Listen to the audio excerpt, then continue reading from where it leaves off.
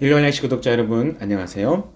7월 18일 일용할 양식 민수기 36장 1절에서 13절 말씀 같이 나누게 될 고대용 간사입니다. 오늘 보게 되는 말씀은 민수기의 마지막 장면이죠.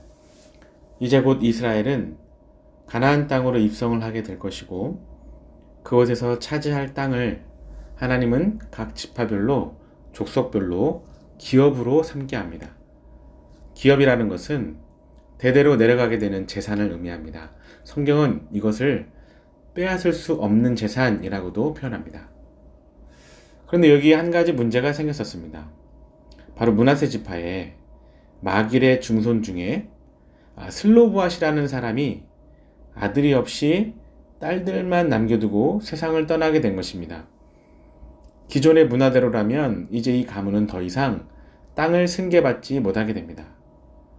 하지만 민수기 27장은 이 남겨진 슬로브앗의 딸들에게 아버지 슬로브앗이 받게 될 기업, 그 땅을 상속받을 수 있도록, 그래서 슬로브앗 가문이 그 땅이 대대로 이어져 갈 수 있도록 허락하게 되죠.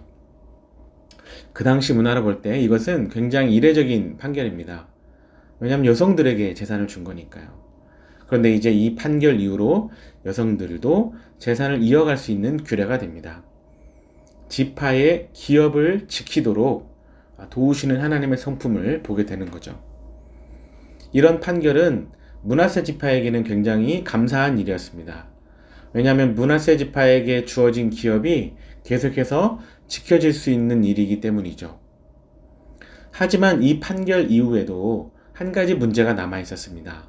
바로 땅을 상속받은 이 슬로브앗의 딸들이 만약에 므낫세 지파가 아니라 다른 지파 사람들과 결혼을 하게 될 경우에 이제 이 땅은 므낫세의 관할이 아닌 다른 지파의 관할이 되게 되는 거죠.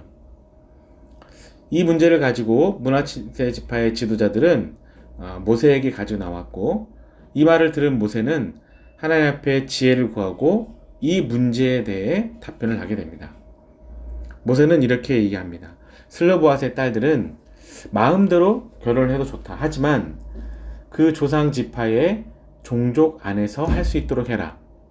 이것은 이스라엘 자손이 그 기업이 이 지파에서 저 지파로 옮겨지지 않고 이스라엘 자손이 다 각기 조상 지파의 기업을 지킬 수 있게 하기 위함이다 라고 말을 하죠.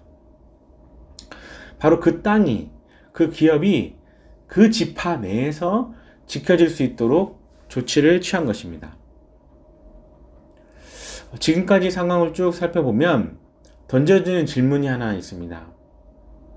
대체 그 기업이 뭐길래, 대체 그 땅이 뭐길래 그것을 지키기 위해서 당시 남성 중심 문화의 흐름도 바꿔가면서 딸들에게 주어주고, 또 결혼 역시도 자유롭긴 하지만 같은 지파 안에서 할 수 있도록 하게 하는 이유는 뭘까요? 하나님은 왜 그렇게도 그 각자에게 주어져 있는 그 기업, 그 땅들을 지킬 수 있도록 하시는 걸까요?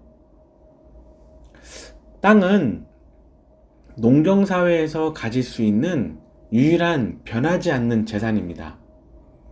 가축의 숫자로 인해서 가난해질 수도 있고 부해질 수도 있지만 땅이 균등하게 있다면 누구나 최소한의 삶을 보장받을 수 있습니다.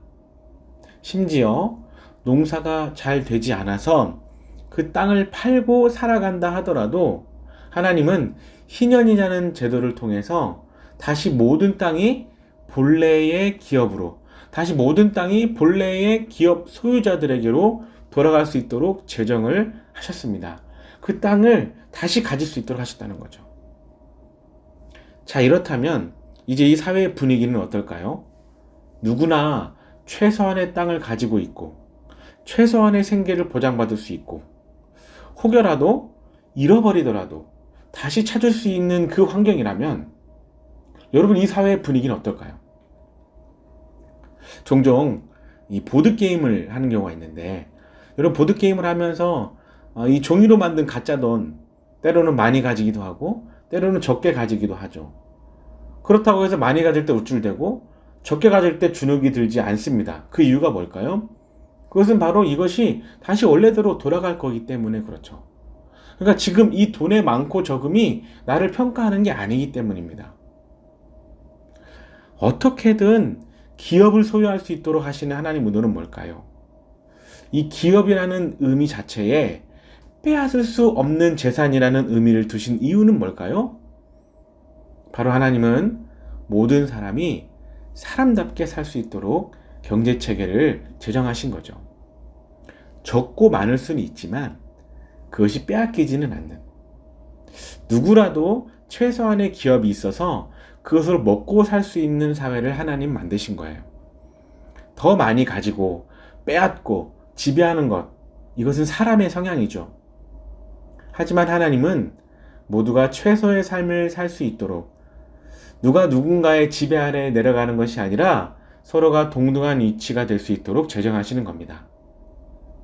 만약에 땅을 빼앗기거나 또는 빼앗을 수 있거나, 그래서 땅이 한 지파에게만, 한 기업에게만 몰리게 된다면 어떤 일이 일어날까요? 사람의 성향이 마음껏 드러나서 누군가를 지배하고 억압하게 되는 갑과 을의 문화만 남게 되지 않을까요? 하나님이 각 지파의 기업을 지키시는 이유는 서로 간의 지배, 피지배 문화가 아니라 한 사람 한 사람이 사람다운 삶을 살아갈 수 있게 하기 위해서 하시는 조치였다는 것을 알 수가 있습니다. 사랑하는 일원의식 구독자 여러분, 오늘 나의 삶의 목표는 무엇입니까? 더 많은 땅을 소유하기 위해서 달려가고 더 높은 곳에 위치하기 위해 노력하고 누군가를 이기고 누르기 위해서 살아간다면 이것은 하나님의 성향이 아닙니다. 어느 누구에게나 기업을 주시고 싶어하는 하나님은 한 사람 한 사람이 사람답게 존중받는 사회를 원하고 계시죠.